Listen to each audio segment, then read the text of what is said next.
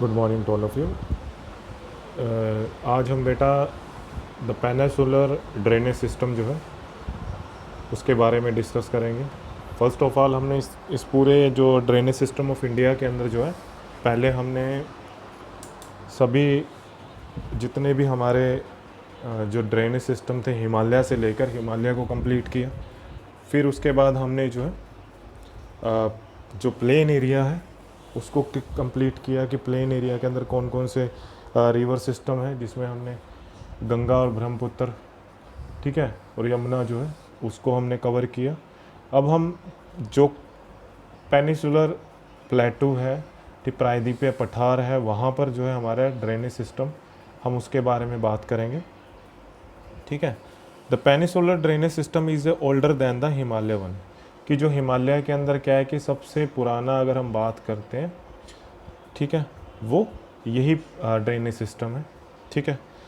और इसी drainage system के अंदर क्या है कि हम ये कह सकते हैं कि जो इसके अंदर अलग अलग जॉर्ज हैं, मतलब जो हम कह सकते हैं कि बड़े बड़े गर्त हैं, खड्ड हैं, या फिर यहाँ पर जितना भी हमें लैंड फॉर्म्स मिलेगा, या हम कह सकते हैं वो सारे का सारा जो है यहाँ पर हमें उबड़ खाबड़ इस तरह का एरिया ज़्यादा हमें देखने को मिलेगा, जिसने नदी ने बहुत ज़्यादा कटाव किया हुआ है, ऐसा एरिया हमें प्लेटू के रूप में देखने को मिलेगा। ठीक है। और इसके अंदर क्या है कि जैसे हम कह सकते हैं कि दो तरह से इसमें डिवाइड किया गया है, कि जैसे एक तो मतलब अरब सागर में जो गिरने वाली रिवर्स हैं, ठीक है, जिसको हम वेस्टर्न घाट के नाम से भी जानते हैं। ठीक है। और दूसरी है हमारे वेस्ट बंगाल के अंदर, बे ऑफ बंगाल के अंदर जो है, बे ऑफ बंगाल के अंदर जो है गिरने वाली रिवर्स जो है। ठीक है। उसके अंदर हमारी जो है 5 जो मेजर रिवर्स हैं उनके नाम हम बताएंगे। ठीक है। जिसमें सबसे पहले ऊपर आती है महानदी है। ठीक है। फिर गोदावरी है, कृष्णा है, कावेरी है, ये सभी जो इधर हमारी वेस्ट बंगाल जो हमारा हम कह सकते हैं कि बे ऑफ बंगाल है, इसके अंदर जो है वो गिरती हैं। ठीक है। और इसमें से most of the major peninsular rivers except Narmada और Tapti flow for the west to east. हम देखते हैं जो मैंने अभी बात कही कि सिर्फ नर्मदा और ताप्ती बड़ी नदियों को छोड़कर बाकी सारी रिवर जो है वो हम कह सकते हैं कि वेस्ट टू ईस्ट जो है वो फ्लो करती है, मतलब सारी की सारी पूर्वी घाट के ऊपर जो है वो फ्लो करती है। ठीक है। और इसके अंदर से क्या है कि जो जितनी भी मतलब रिवर सिस्टम है इसके अंदर, इसमें हमारी महानदी है, गोदावरी है, कृष्णा, कावेरी है। ठीक है। प्रायद्वीपीय जो रिवर्स हैं उनकी जो करेक्टर्स हम ये कह सकते हैं कि वो उनका जो मार्ग है वो एक सुनिश्चित है। ठीक है। जिस मार्ग से उन्होंने बहना है उसी मार्ग से ही वो मतलब बहती हैं। ठीक है। और इसके अंदर ये जो है वी सर्प नहीं बनाती हैं, हम कह सकते हैं कि ये जो है किसी तरह का जो है रिवर रेंज जो है वो नहीं बनाती हैं। ठीक है। और इसके अंदर क्या है कि ज़्यादातर अगर हम इसमें देखते हैं कि मेंडर्स वगैरह और नॉन पेरिनियल फ्लो जो है ऑफ द वाटर, ठीक है, Narmada and the Tapti which through the rift valley are however exception. ठीक है। जबकि जो भ्रंश घाटी के अंदर बहने वाली नदी है वो हमारी नर्मदा और ताप्ती है, और ये मतलब फुल फ्लैश हम कह सकते हैं कि एक ही फ्लो के अंदर बहती है, किसी तरह का मेंडर्स नहीं बनाती है। ठीक है। मेंडर किस तरह से होते हैं कि जैसे एक लाइक ए स्नेक, इस तरह कर कर घुमावदार, ठीक है, जिस तरह स्नेक चलता है इस तरह से मेंडर्स बनाती है। वो मेंडर्स वहाँ बनते हैं जहाँ पर लो लैंड एरिया होता है। तो यहाँ पर लो लैंड एरिया में नहीं देखने को मिलता, क्योंकि अभी ये प्लेटू का एरिया, लो लैंड एरिया हमें ज़्यादा देखने को मिलेगा, वो मिलेगा हमें नॉर्दर्न प्लेन के अंदर। ठीक है। उसके बाद है the evolution of the peninsular drainage system. ठीक है। तो क्या है एवोल्यूशन? प्रायद्वीपीय अपवाह तंत्र का उद्गम विकास हम किसको बोलते हैं? कि अति प्राचीन काल को जो है हम कह सकते हैं, इसके अंदर जो है हम इसको 3 पार्ट के अंदर डिवाइड कर सकते हैं। ठीक है। The shape of the present drainage system of the peninsular India.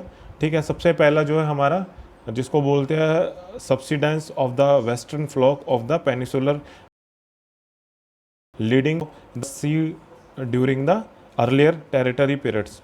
ठीक है। Generally it has distributed the symmetrical plan of the river on the either side of the original, ठीक है, वेस्ट वाटरशेड।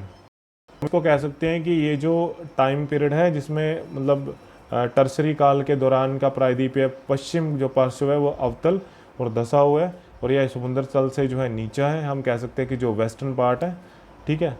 और इसमें मूल जल सांबर में दो नदियों का सामान्यतः संयोजन से गड़बड़ी हो गई है, ठीक है। जैसे जो नर्मदा और ताप्ती है जो रिफ्ट वैली के अंदर बहती है, ठीक है। ऊपर का पार्ट जो है वो नीचा है, जबकि नीचे अगर हम वेस्टर्न घाट की बात करते हैं तो वो बहुत ऊंचा है, ठीक है ना, जहाँ पर हमें एवरग्रीन फॉरेस्ट वगैरह भी देखने को मिलते हैं। सेकंड पार्ट क्या है इसके अंदर, ये तीन इसके अंदर जो है हमें ये बता रहा है इसके अंदर जो है हमारे कि 3 मेजर जियोलॉजिकल इवेंट, मतलब 3 अति प्राचीन काल में 3 प्रमुख भूगर्भिक घटनाओं ने आज के प्रायद्वीपीय भारत के अपवाह तंत्र के स्वरूप प्रदान किए। मतलब जो 3 फैक्टर थे वो 3 फैक्टर बता रहे हैं। एक फैक्टर इसने बताया कि जो टर्सरी जो काल था उसके दौरान क्या था कि जो प्रायद्वीपीय पठार है वो उसका जो वेस्टर्न पार्ट था वो उस टाइम समुद्र तल से सी लेवल से काफ़ी नीचा था, ठीक है। सेकंड ये कह रहा है कि हिमालय से होने वाले उत्पादन के कारण जो प्रायद्वीपीय खंड के उत्तरी भाग का अवतल हुआ और परिणाम स्वरूप भ्रंश द्रोणी का निर्माण हुआ। नर्मदा और ताप्ती इस भ्रंश घाटी से होकर बहती हैं और अपर्दन पदार्थ से ये मूल दरारों को भर रही है, और इसलिए इन नदियों को जलोढ़ या डेल्टा निक्षेपण की कमी पाई जाती है, ठीक है।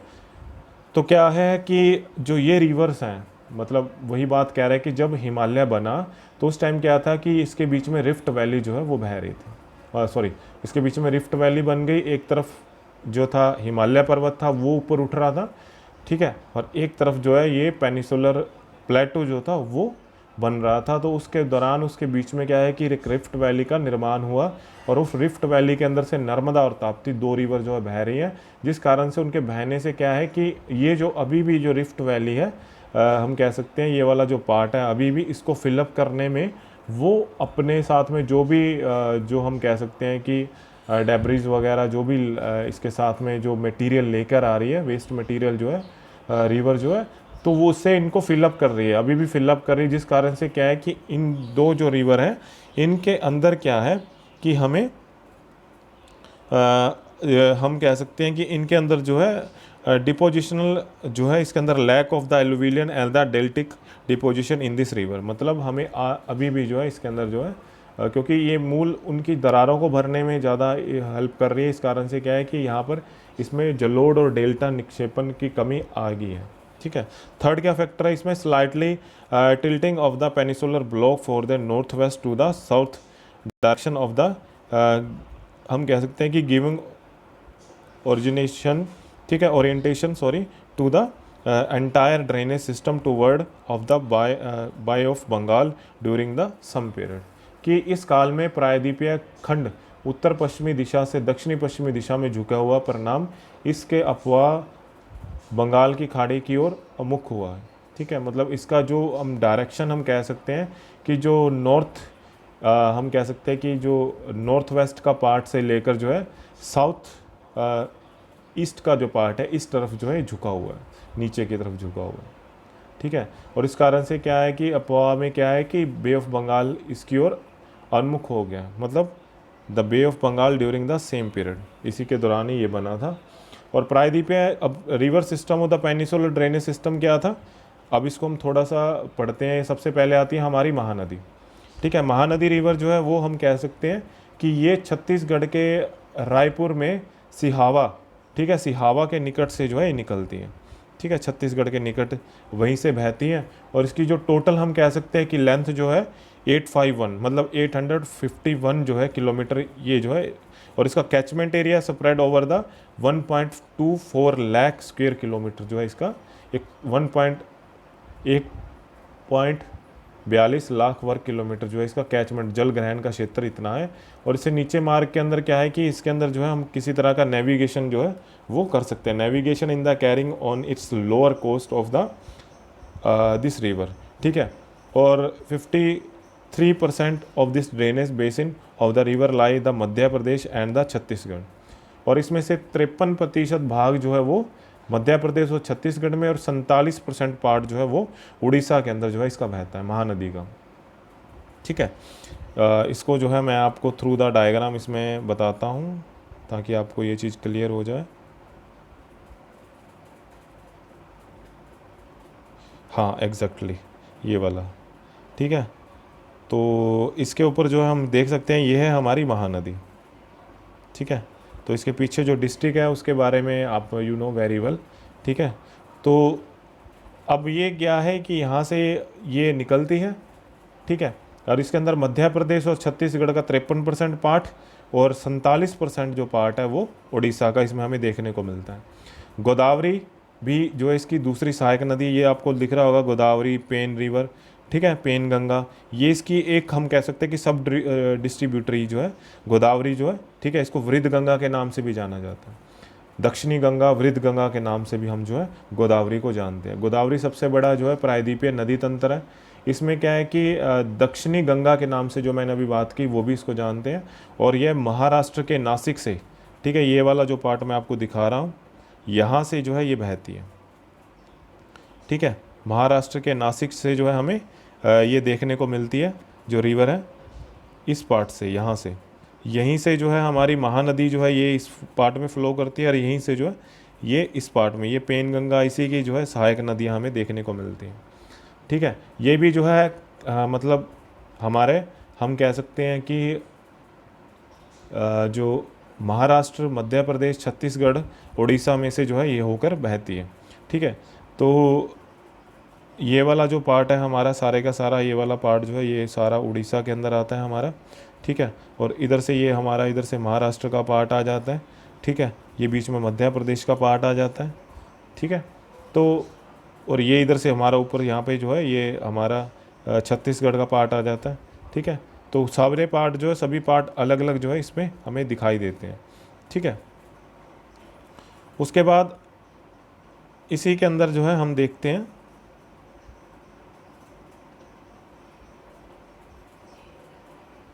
कि टोटल जो है इसकी लेंथ कितनी है, 1465 किलोमीटर जो है टोटल इसकी लेंथ है, और कितना कैचमेंट एरिया इसका 3.13 जो है लाख स्क्वायर किलोमीटर जो है इसमें इनका कैचमेंट एरिया। और इसके अंदर क्या है कि महाराष्ट्र के केले के अंदर जो है इसमें हम कह सकते हैं कि महाराष्ट्र का पार्ट है, क्योंकि ये पार्ट जो मैंने अभी बताया ये सारा महाराष्ट्र का पार्ट है, ये वाला जो पार्ट है हमारा।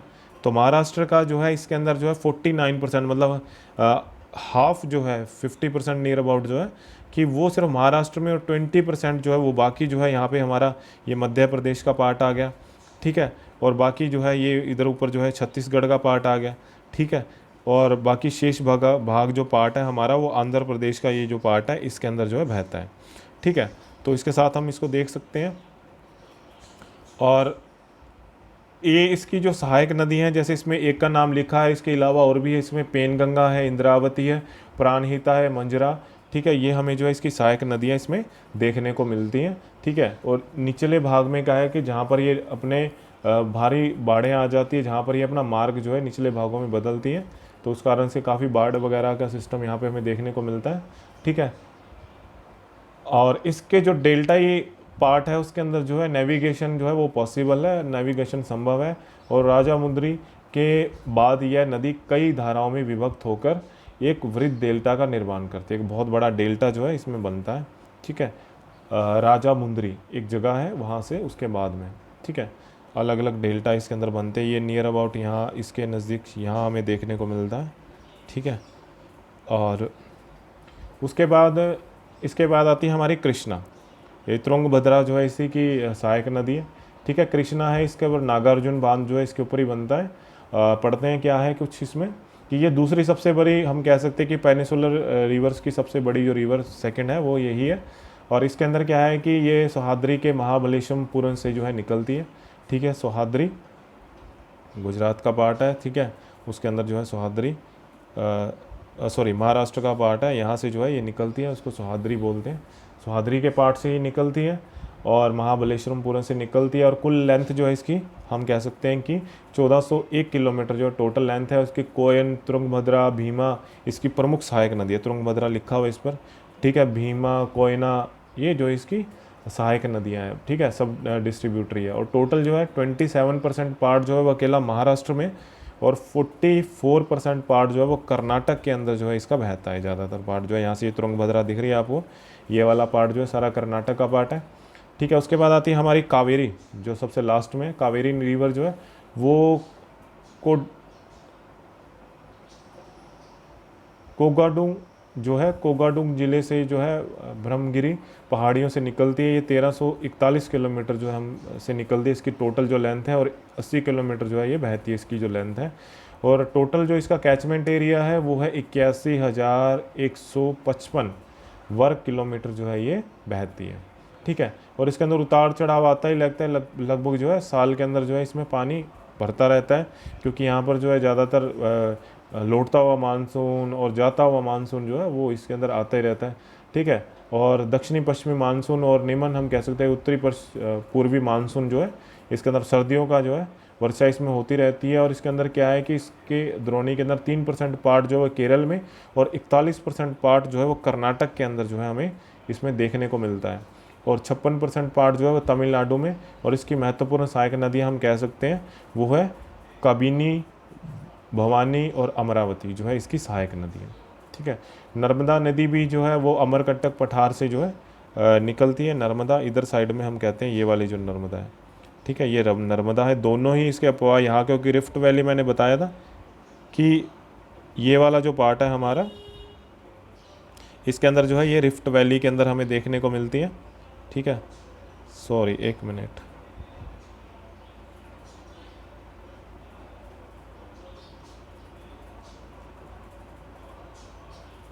ठीक है। तो इस पार्ट के अंदर क्या है कि ये वाला जो पार्ट है हमारा नर्मदा का, ये वाला पार्ट है हमारा रिफ्ट वैली, यहाँ पर ये रिफ्ट वैली का पार्ट है, ठीक है। तो इसी के अंदर से होकर बहती है। दोनों रिवर जो है नर्मदा और ताप्ती है इसी का ही।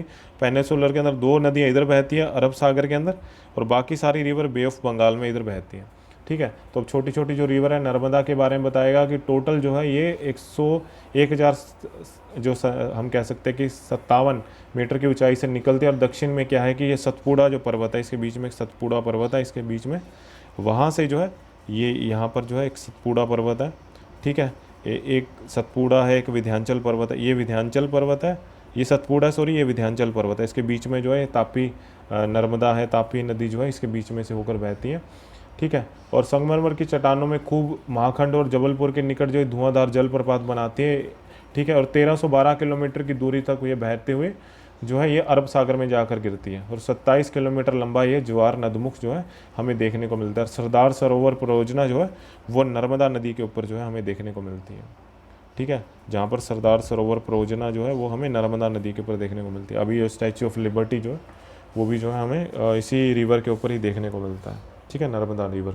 और तापी जो है लास्ट है हमारी जो इसमें वो क्या है कि इसी वेस्ट पार्ट में ही बहती है। और ये जो है मध्य प्रदेश के बैतूल ज़िले से मुल्ताई से निकलती है। और ये 700 हम कह सकते हैं कि 724 जो है 724 किलोमीटर लंबी है, और लगभग जो है 145 किलोमीटर टोटल कैचमेंट एरिया इसका है, ठीक है। इसका अपवाह जो है ज़्यादातर हम कह सकते हैं कि महाराष्ट्र के अंदर जो है हमें देखने को मिलता है इसमें, ठीक है। महाराष्ट्र के अंदर जो है हमें ये देखने को मिलता है, ठीक है, ठीक है। तो इसके अंदर क्या है कि ये यहाँ से जो है टोटल जो है 724 किलोमीटर लंबी रिवर है, और टोटल 65,145 वर्ग किलोमीटर का एरिया जो है ये कवर करती है, टोटल कैचमेंट एरिया। और इस अपवाह तंत्र का 79% पार्ट जो है महाराष्ट्र के अंदर हमें देखने को मिलता है। और उसके बाद जो है 15% पार्ट वो मध्य प्रदेश में, और 6% जो पार्ट है वो गुजरात के अंदर हमें देखने को मिलता है, ठीक है। इसके अलावा अरावली हिल के पश्चिम में लूने, ठीक है, ये आपको ऊपर दिख रही होगी इसके अंदर जो है ये ऊपर जो है इसमें ये देखो ये है लूना, ठीक है, लूनी। और ये साबरमती और माही, ये भी छोटी छोटी रिवर है जो महाराष्ट्र के अंदर हमें देखने को मिलती है, ठीक है। और यह पुष्कर के समीप जो है 2 धाराओं में बढ़ जाती है। जो लूनी रिवर है ये वाली जो है, ये क्या है, हमें लूनी रिवर जो है ये पश्चिम के अंदर जो है लूनी रिवर राजस्थान की सबसे बड़ी नदी तंत्र है। और ये पुष्कर के पास जाकर 2 धाराओं में सरस्वती और सागरमती के रूप में उत्पन्न होती है, जो गोविंदगढ़ के निकट आपस में जाकर मिल जाती है। यहाँ से यह नदी जो है अरावली पर्वत से निकलती है और लूनी कहलाती है। ठीक है, दो पार्ट में बंटने के बाद जब एक हो जाती है, फिर ये जैसे ही अरावली हिल्स को क्रॉस करती है, फिर इसको लूनी रिवर हम कहते हैं। ठीक है, और तलवाड़ा तक यह पश्चिम दिशा में बहती है। और तत्पश्चात हम कह सकते हैं कि इसमें जो है साउथ वेस्ट दिशा में ये बहती हुई जो कच्छ के रन में होती हुई यह जो है बे ऑफ बंगाल में जाकर अरब सागर में जाकर जो है ये गिर जाती है। ठीक है, तो इसके साथ ही हमारा जो हम कह सकते हैं कि पेनिसुलर ड्रेनेज सिस्टम था वो भी हमारा जो है इसमें कंप्लीट है। Okay, thank you.